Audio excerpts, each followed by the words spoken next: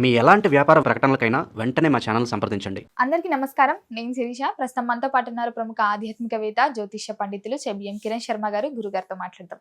నమస్కారం గురుగారు. అఖండ అష్టైశ్వర్య ప్రాప్తిరస్తు. గురుగారు, ఈ జూన్ మాసంలో సింహ రాశి వారికి ఎలా ఉండబోతుంది అంటారు? ఎలాంటి జాగ్రత్తలు తీసుకోవచ్చు అంటారు? ఆర్థిక పరంగా, ఆరోగ్య పరంగా, కుటుంబ వాతావరణం కూడా ఎలా ఉంటుందంటారు? గ్రహ గోచారం ఎలా ఉంటుందంటారు? ఒక్కసారి తెలియజేయండి. వీరికి సింహరాశి వారికి దాదాపుగా అనేక రకాల ఇబ్బందికర వాతావరణం గురువు వల్ల ఏర్పడుతుంది.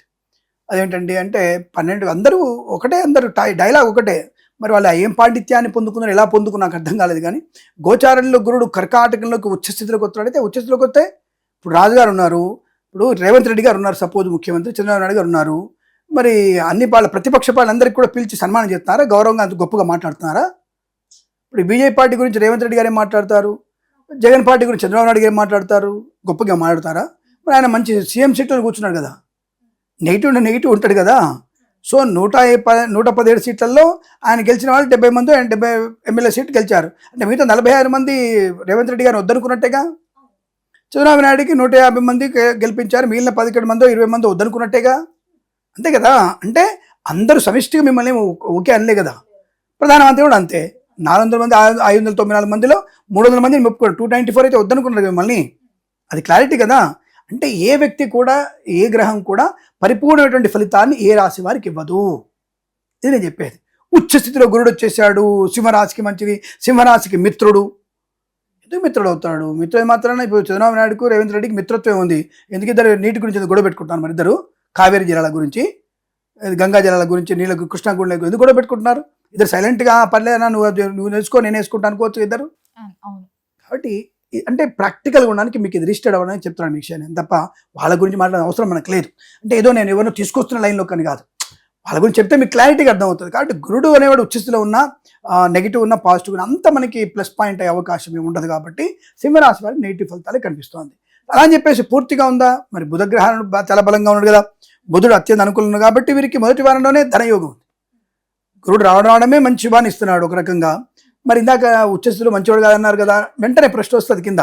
బుధుడు యోగకారకుడు కాబట్టి వీరికి లాభం, కుజుడు యోగకారకుడు కాబట్టి లాభం, ఆకస్మిక ధన ప్రాప్తి, share market, speculation, communities, crypto currency, maybe America లాటరీలు ఉంటాయి, లండన్ లాటరీ, దుబాయ్ లాటరీలు, మేబీ అది కూడా రావచ్చు. 10 కోట్లు 15 కోట్లు అంటే ఆకస్మిక ₹1,00,000 రావచ్చు.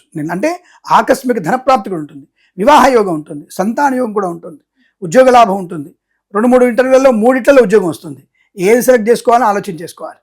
అలా అనమాట. సోషల్ మీడియా జర్నలిస్టుల వారికి కూడా మంచి లాభాలు. అంటే ఎగ్జాంపుల్, ఈ అమ్మాయికి సుమన్ టీవీలో కానీ, లేదా టీవీలలో కానీ, లేదా జీ టీవీలో కానీ మెయిన్ ఇన్ఛార్జిగా ఉద్యోగం ఇస్తామని చెప్తే ఎంత ఆనందపడుతుంది. 3 ఛానల్ ఒకసారి అమ్మాయికి ఉద్యోగం వస్తే ఎలాంటి ఆనందం ఉంటుంది అమ్మాయికి? అలాంటి ఆనందం కలిగే అవకాశం ఉంటుంది. అంటే మీకు ఆనందం ఉంటుందా? ఉండదండి. ఇప్పుడు 3 టీవీలో వచ్చేది ఏది సెలెక్ట్ చేసుకోవాలి నేను? ఈటీవా, జీటీవా, మా టీవీ, ఇదేంటో తీసుకోవాలంటే ఏం చేసుకుంటారు మీరు? ది బెస్ట్ వన్ చూస్ చేసుకోవాలి. అలాగే మొదటి వారంలో ఉన్నటువంటి అదృష్ట యోగం ఆ రాశి వారికి ఉంది, సింహరాశి వారికి. ధనయోగం బాగుంది. మరి దెబ్బ 2వ వారంలో కొడితే బ్రహ్మాండ దెబ్బ కొడతాడు. మరి 3 రోజులు బాగుంది, తర్వాత 4 రోజులలో 2 రోజులు లేట్ చేశారు మీరు ఉద్యోగం ఛాయిస్ తీసుకోవడానికి. 3వ రోజు మీకు వచ్చేసి డిస్క్వాలిఫై అండి, మీరు వెంటనే చెప్పాల్సిన సమాధానం మీకు లేదు. 3 నుంచి నోటీస్ వచ్చేస్తుంది, మీకు ఉద్యోగం అవకాశం లేదు. 3 నుంచి మీకు నెగిటివ్ వచ్చేస్తుంది, మీ ఛాయిస్ క్లోజ్ అయిపోయింది, మీకు ఇప్పుడు ప్రజెంట్గా మా దగ్గర ఆఫర్ లేదు, అయిపోయింది, వేరే మేము సెలెక్ట్ చేసుకుని ఉంటాడు. అంటే నీ యొక్క ఆలసత్వము, నీ ఆలోచన, తొందరపడతనము నష్టాన్ని కలిగిస్తుంది 2వ వారంలో. అందుకనే వచ్చిన అవకాశం సద్వినియోగం చేసుకునే ప్రయత్నం చేయాలి. రాజకీయ నాయకులు కానీ, కళాకారులు, క్రీడాకారులు కానీ 2వ వారంలో మొదటి 2 రోజులు పర్వాలేదు, 3 రోజులు, 4వ వారం దెబ్బ ఎక్కువ ఉంది 2వ వారంలో. సో జాగ్రత్త ఉండాలి. మళ్ళీ 3వ వారంలో తప్పకుండా దానికంటే టాప్ లెవెల్ ఉన్నటువంటి ఉద్యోగం వచ్చే అవకాశం ఉంటుంది. మళ్ళీ ఉద్యోగ బాగుంటుంది, ధనయోగం ఉంటుంది, కుటుంబ సౌఖ్యం, సంతానయోగం, విద్యాలాభం, ఉద్యోగ లాభం, పోటీ పరీక్షల విజయం, అకాడమిక్ పరీక్షల లాభం, రైతన్నలకి పంట లాభాలు, పూలు పలు కూరగాయలు పండించే వారికి, సూపర్ మార్కెట్ కిరాణా వ్యాపారంలోను, సోషల్ మీడియా జర్నలిస్టుల వారికి కానీ, కన్స్ట్రక్షన్, రియల్ ఎస్టేట్, మద్యపాన, హోటల్ వ్యాపారం కానీ, ఫార్మా, సిమెంటు, ఐరన్, ఇటుకలు, ఇసుక వ్యాపారంలో కానీ, కళాకారులు, క్రీడాకారులు కానీ మంచి లాభాలు పొందిన అవకాశం, కుటుంబ సౌఖ్యం, సంతాన యోగం, ఆస్తి పంపకాలు, కోర్టు వివాదాలు సమసిపోయేటువంటి అవకాశాలు కూడా 3వ వారంలో అద్భుతంగా ఉన్నాయి. చాలా మంచి ప్రయోజనాన్ని కలిగిస్తుంది. ధన, కనక, వస్తు, వాహన ప్రాప్తి కూడా ఈ రాశి వారికి అద్భుతంగా ఉంటుంది. సినిమా రంగంలో కూడా మంచి వ్యాపార లాభం ఉంటుంది. అలాగే వేద పండితులు, పురోహితులు, బ్రాహ్మణోత్తములు, కులవృత్తుల వారికి, జ్యోతిష్య పండితులకి, వైద్యులకి, వైద్య బృందాల వారికి, న్యాయవాదులకి, ఎల్ఐసి, మెడికల్, గృహ నిర్మాణ జంటలకి అనుకూలవంతమైన శుభయోగాలు పొందుకునే అవకాశం, పోగొట్టుకున్న వస్తువులు దొరికే అవకాశం ఉంది 2వ వారంలో. 3వ వారంలో ఏదైనా వస్తువులు పోయినా, క్యాబ్లలో ఏదైనా పోగొట్టుకున్నా 3వ వారంలో మీ చేతికి మీరు పోగొట్టుకున్న ధనము కానీ, ఆభరణాలు కానీ, అంటే మనకి ఇంట్లో దొంగతనాలు అవుతున్నాయి కదా, ఏ నేపాలోడో ఎవడో చైనా వాడో వచ్చి మనల్ని దూచుకెళ్తున్నాడు. ఇట్లా వాళ్ళు దొరకడం, అటు మళ్ళీ మనకి రికవరీ అవ్వడానికి అవకాశాలు బలంగా ఉన్నాయి. తప్పకుండా మీ వస్తువులు మీకు దొరికే అవకాశం, అంటే ఐఎమ్ నాట్ షూర్ నేపాల్ వాడు ఎత్తుకుపోయి దొరుకుతాయని కాదండి, అలాంటి వాళ్ళు ఎవడైనా మన ఇంటి పక్కోడు ఎత్తుకుపోయినా సరే మన వస్తువు మనం దొరికే అవకాశం ఉంది చెప్పడం ఉద్దేశం. 4వ వారంలో మళ్ళీ సామాన్య ఫలితాలు ఉన్నాయి కాబట్టి ఇక జాగ్రత్తగా ఉండాలి. నెగిటివ్ లేదు, బట్ బీ కేర్ఫుల్, జాగ్రత్త ఉండండి, ఖర్చు తగ్గించండి, సమిష్టిగా ప్రయాణం చేయండి. అంటే మల్టీ ట్రాన్స్పోర్ట్ పంపించుకోండి, సింగిల్ మన ప్రయాణాలు చేయకండి, అంటే సొంత వాహనాలు వాడకండి, కొంచెం పొదుపును పాటించండి, కొద్ది ఖర్చును తగ్గించుకునే ప్రయత్నం చేస్తే మీకు 4వ వారం కూడా అనుకూలం ఉంటుంది. షేర్ మార్కెట్ స్పెక్యులేషన్లో 1-3 వారాలు పెట్టుబడి పెట్టండి, 2-4 వారాల్లో దీర్ఘకాలిక పెట్టుబడి పెట్టండి, లాభాలు పొందే అవకాశం. కాబట్టి తప్పకుండా ధనం వచ్చే అవకాశం, ఉద్యోగ లాభం ఉంటుంది, ధనయోగం కూడా బాగా ఉంటుంది, రైతందరికి బాగుంటుంది, మత్స్యకారుడికి మత్స్య సంపద, రొయ్యలు చేపలు చెల్లి లాభాలు, ఆటోమొబైల్, ఎలక్ట్రానిక్, ఎలక్ట్రికల్ వ్యాపారంలోను, చేనేత వస్త్ర దర్జీ పని చేసేవారికి, పెట్రోలియం, బేకరీ, నూనె పదార్థాలకు కూడా మంచి లాభాలు పొందుకునే అవకాశాలు ఉంటాయి. కుటుంబ సౌఖ్యం, ఆనందకరమైన జీవనం, శుభకరమైన సంతాన ప్రాప్తి, మంచి అనుకూలవంతమైన మొగుడు కానీ అనుకూలవంతమైనటువంటి అమ్మాయి కానీ మీకు లభించే అవకాశం ఉంది. మరి గురుగారు ఈ మాసంలో సింహరాశి వారు దేని పట్ల జాగ్రత్తగా ఉంటే బాగుంటుంది అంటారు? డబ్బు విషయంలో ఒకటి జాగ్రత్తగా ఉండాలి. సెకండ్ హ్యాండ్ వాహనాలు కొనుగోలు చేసే ప్రయత్నం చేయకూడదు. 2వ వారంలో షేర్ మార్కెట్ వైపు వెళ్ళకూడదు, అది ప్రమాదాన్ని కలిగించే అవకాశాలు. ఇతరుల వాహనం నడపకూడదు, ఇతరుల వస్తువుల్ని స్వీకరించే ప్రయత్నం చేయకూడదు.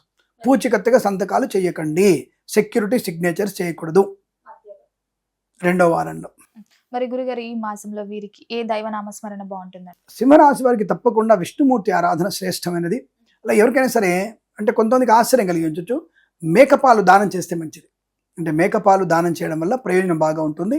అది బాగా గుర్తుపెట్టుకొని కందులు, మేకపాలు అలాంటివి దానం చేయండి, అనుకూలవంతమైన శుభ పరిణామాలు ఉంటాయని చెప్పవచ్చు. అందరి రాశుల వరకు కూడా గుర్తుపెట్టుకోండి, అన్ని రాశుల వారు భగవద్గీత పారాయణం, ఏ రాశి వారికైనా సరే బాగున్నా బాగాలేకపోయినా భగవద్గీత పారాయణం కనుక చేస్తే చాలా మంచిది, గుర్తుపెట్టుకోండి.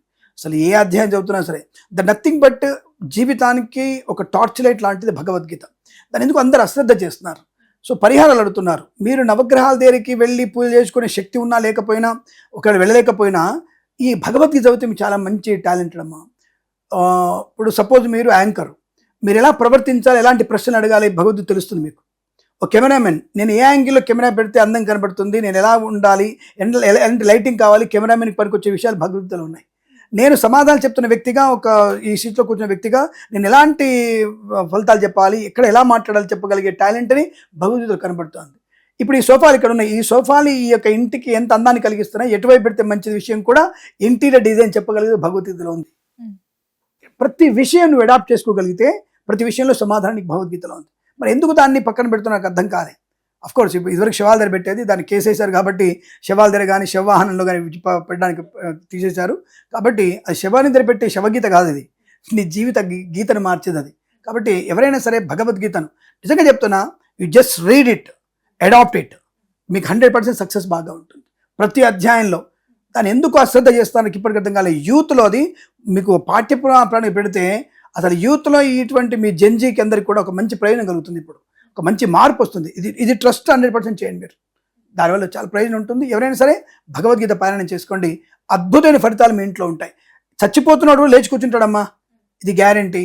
అటువంటి బలమైనటువంటి దాంట్లో నియమాలు, నీతి, సంస్కారం దాంట్లో బాగా కనబడుతుంది మనకి. గురుగారు మొత్తం మీద జూన్ మాసంలో సింహరాశి వారికి ఎలా ఉంది, ఎలాంటి జాగ్రత్తలు తీసుకోవాలి తెలియజేసినందుకు ధన్యవాదాలండి. శుభమస్తు.